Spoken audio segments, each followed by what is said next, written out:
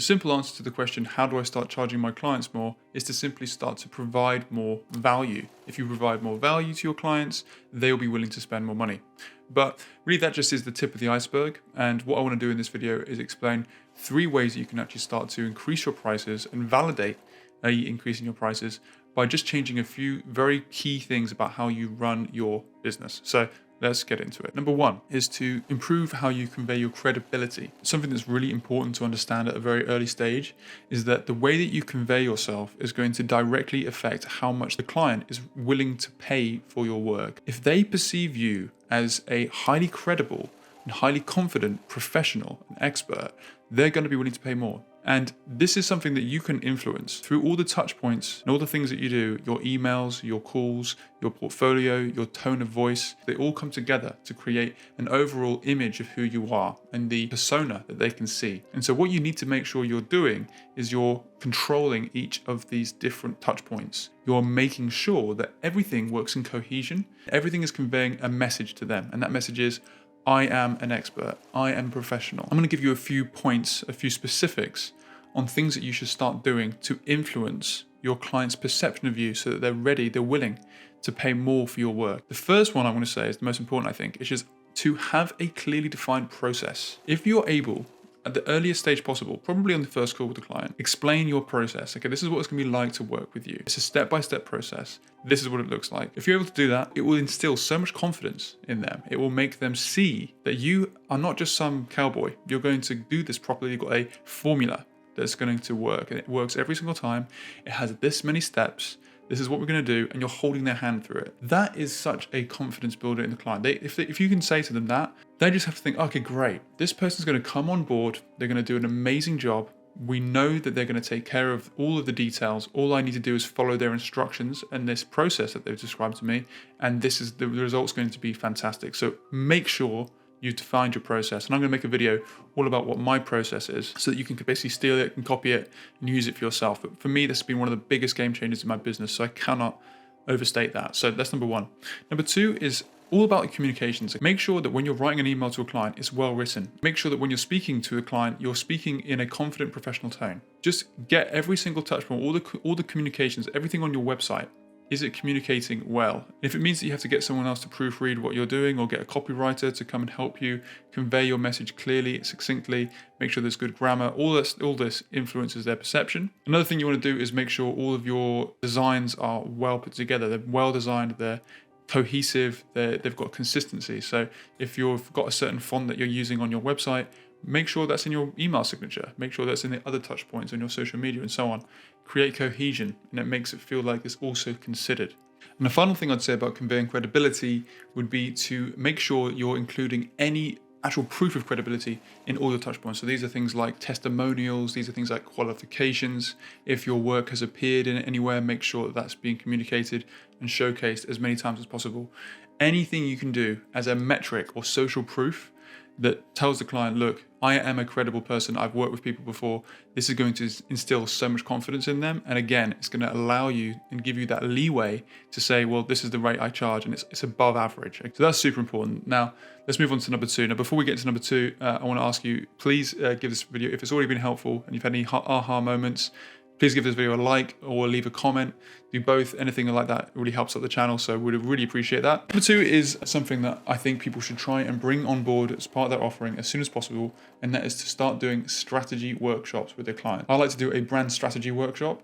This is what I do. I do like a 2-day full-on extravaganza where I go into all the detail. And doing this at the beginning is such a game changer. It makes you come across as a professional, as an expert. It means you're extracting a huge amount of information about the client. You're helping them get clarity over their business. You're building a deep relationship with them. There's so many benefits to doing strategy workshops. And over time, there's this kind of building compounding effect. As with every single workshop you do, you will learn more and more and more about your industry, your specialist. So you should be specializing in an industry. You'll be learning more and more and more about that industry, about the pain points, about the kind of business problems that they have, and you'll be learning the lingo. You'll be learning everything about it. And all this information, all this knowledge can then be applied to the next workshop and to your next client. And so you build and build and build and build. And over the years, you'll get to the point where with all these workshops behind you, you are such an expert in this field because you've spoken to so many people and understood all their problems and resolved them. It would be such an asset for you. So the sooner you start doing workshops, the better. And obviously, it's such a massive value provider that it's going to allow you to charge more. And not just for the workshops, not just like you're saying, okay, the workshop's going to be, £1,000.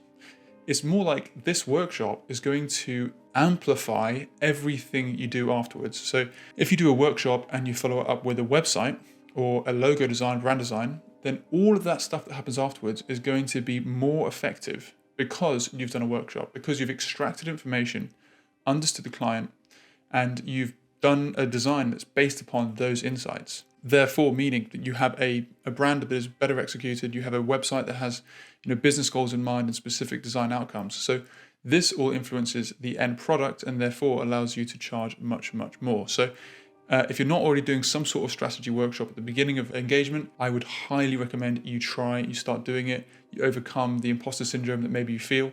Now, this is something I'm fully aware of, and I've actually put together a course. I made 2 courses. One is a mini workshop course. If you're just a beginner, maybe you want to look into this. There's a link in the description. But if you want to get into the deep end, do what I do, the 2-day workshop, I've done a masterclass course as well. So all of that's in the description if that's something you want to explore, have a look at. Let's move on to number 3.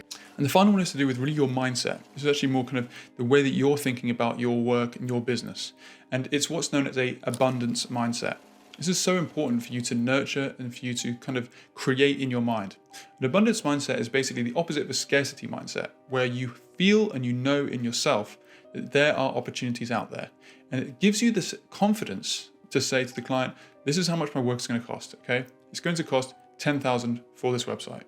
And if you say that with confidence, if you feel that and you know that if they said, okay, that's too much for us, you're okay with that. You're confident that that's okay, I can just find another client tomorrow.